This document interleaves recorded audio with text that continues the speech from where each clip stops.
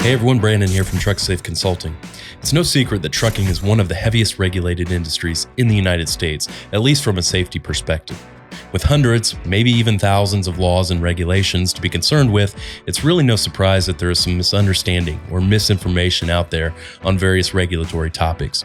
So in this series of videos, we're going to try and dispel some of the most widespread trucking compliance myths and hopefully bring some clarity to these often complex issues. The first myth we wanted to tackle, driven by some recent regulatory developments, which we'll get into later, is the idea that it's inherently illegal to engage in so-called double brokering. In other words, that it's unlawful for a motor carrier who has been hired to haul freight to turn around and broker that freight to another motor carrier. Spoiler alert, that's not necessarily true. We'll dive into it after the break, so stay tuned and be sure to hit that like and subscribe button below to stay up to date on all of our new DOT-related content.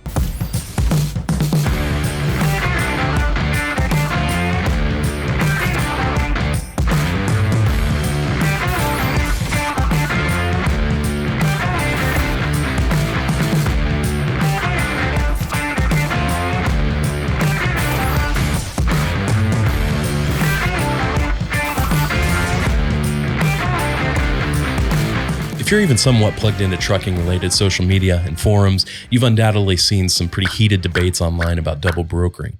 Some folks tend to get pretty up in arms on the topic, and rightfully so. If I'm a shipper or a broker who needs to get freight from point A to point B, and I spend time researching and selecting a carrier who I believe can get the job done safely and efficiently, the last thing I want is for that carrier to hand my freight off to a different carrier who I know absolutely nothing about and who I have no contractual relationship with.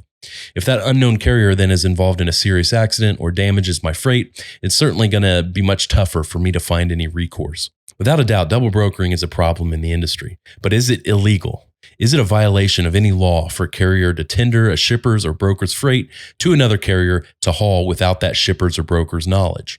Judging by the comments in the various trucking forums, you may be inclined to think that it is, but in reality, not necessarily. You see, since the 1990s, trucking has been deregulated, at least in the commercial sense. No longer is the U.S. Congress and the FMCSA heavily involved in the commercial dealings among shippers, brokers, and carriers. Instead, these are now private transactions among private parties who generally enjoy the freedom to contract as they see fit. That said, the federal and some state governments do continue to regulate in this space, but only in certain key areas like safety. As it pertains to the issue of double brokering, it's important to know that federal law and the laws of some states do require for-hire motor carriers and brokers to register and obtain operating authority, essentially a license, from the government to carry on their respective businesses. Thus, property brokers must register with the FMCSA and obtain property broker authority to be eligible to arrange for the interstate transportation of freight for hire.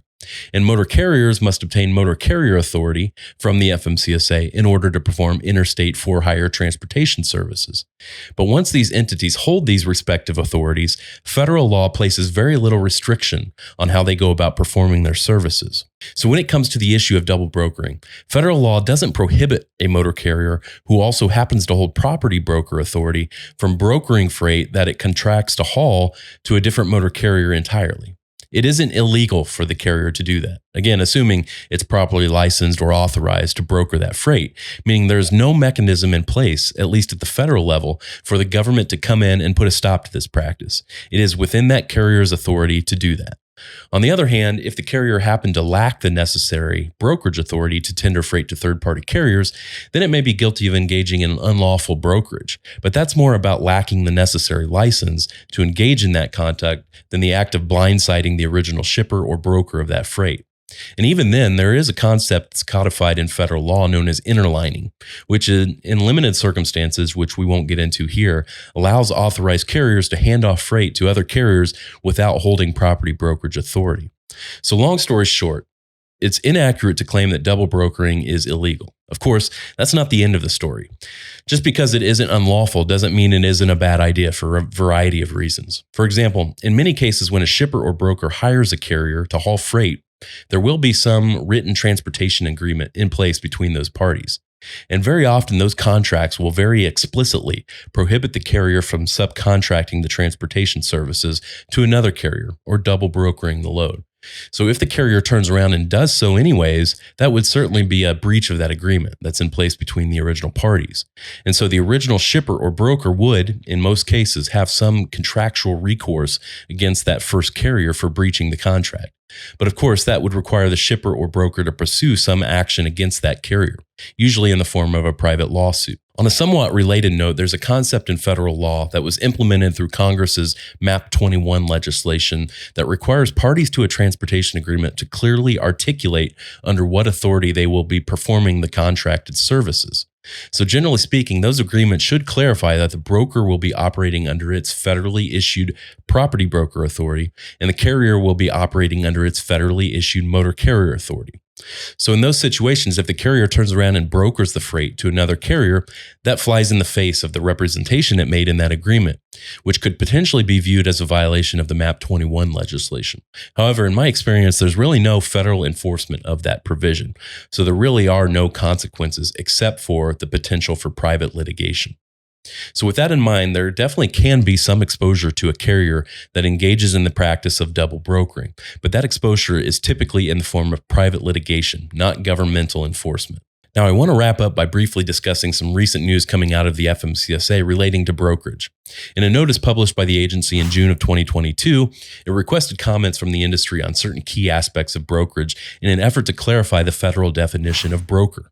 Now, it's not entirely clear from the notice itself, but it seems the agency is poised to take aim at certain entities who are engaged potentially in unauthorized brokerage, meaning they are tendering freight to third-party carriers without holding the property broker authority that we discussed earlier. The notice stops short of referencing double brokerage. So at first blush, it doesn't seem the agency intends to address that topic, but we will have to wait and see. For now, that's going to wrap things up for this video. Let us know in the comments if you have any ideas for any other compliance myths you'd like us to tackle in this series. For even more in-depth information on various compliance-related topics, be sure to check out our innovative online compliance courses for safety managers and drivers over at trucksafeacademy.com. Also, be sure to check out our detailed compliance articles on our website at trucksafe.com and follow us on various social media pages for the latest highway transportation news and analysis. Thanks for watching.